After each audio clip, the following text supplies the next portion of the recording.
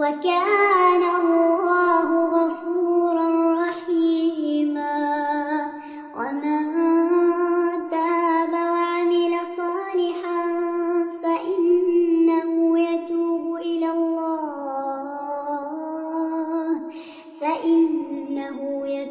إلى الله متابا. والذين لا يشهدون الزور وإذا مروا باللغو مروا كراما. والذين إذا ذكروا بآيات ربهم لم يخروا عليها صما وعميانا.